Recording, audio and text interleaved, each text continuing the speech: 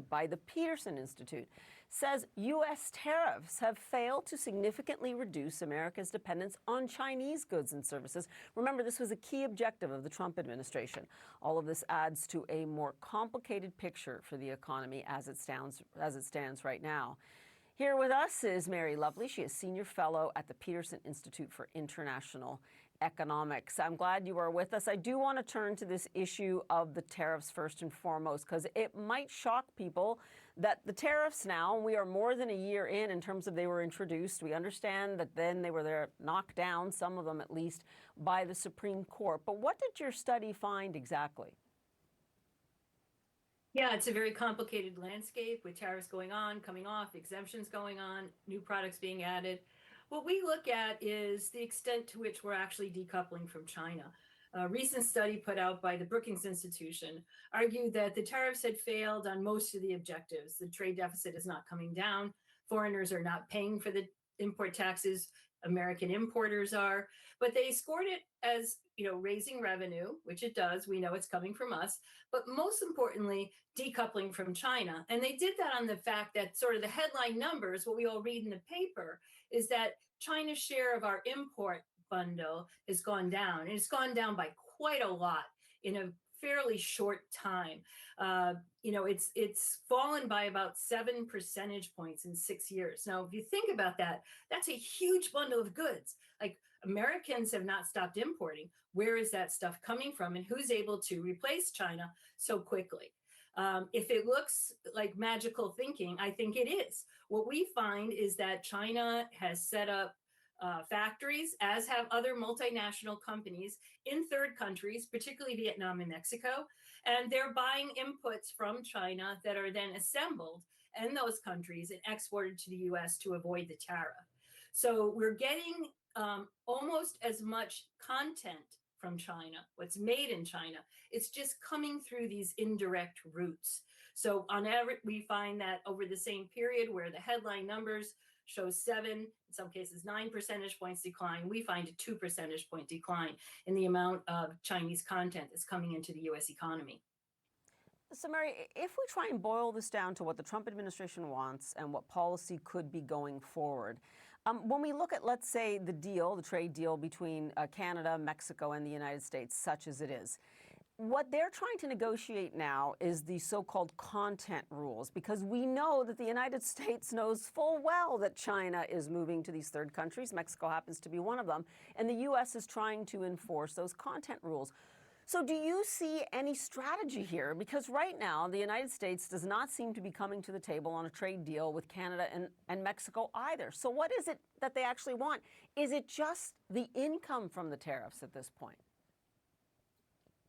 Well, President Trump does seem to really think that this is a good revenue raiser, which I think most economists would argue that it's not. It's inefficient. It falls more heavily on poorer segments of society.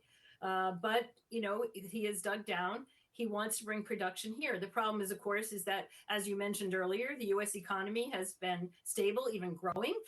We can't do everything. We're going to have to import things that we can't do economically. We're not going to start making our own clothes in any large numbers anytime soon. So where is that going to come from? And how do we really protect ourselves? Where are the choke points? If we say we're decoupling from China for economic security, which is the rationale that's usually given, we need to ask, well, where do we need to buy insurance? Because it's costly. It's costing American businesses and their competitiveness. It's costing American consumers at the cash register.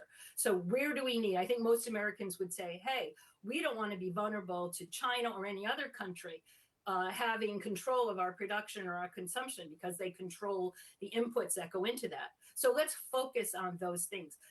The broad-based tariffs that the Trump administration has and is continuing to use simply don't meet that need.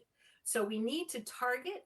We're seeing some new kinds of instruments being used that show promise. So we're trying to get coalitions of countries who want to build new sources of critical minerals. And as you, I'm sure, no doubt know, China has been using its access to rare earths and permanent magnets as kind of a choke point to keep U.S. tariffs low. So that's their power over us. But moving forward, we're also seeing the FCC move on robots and drones and saying, hey, let's think about what we want to have in the future that we need to have reshored, or what we can work with allies on obtaining. So the strategy for economic security has to be more targeted. It has to be more cooperative with other countries. And tariffs are only one part of this larger strategy. It may include various aspects of industrial policy. For example, under the Biden administration, we did see some with semiconductors, and we're having semiconductors produced in this country now. So it's a whole host of responses to really rise to the occasion.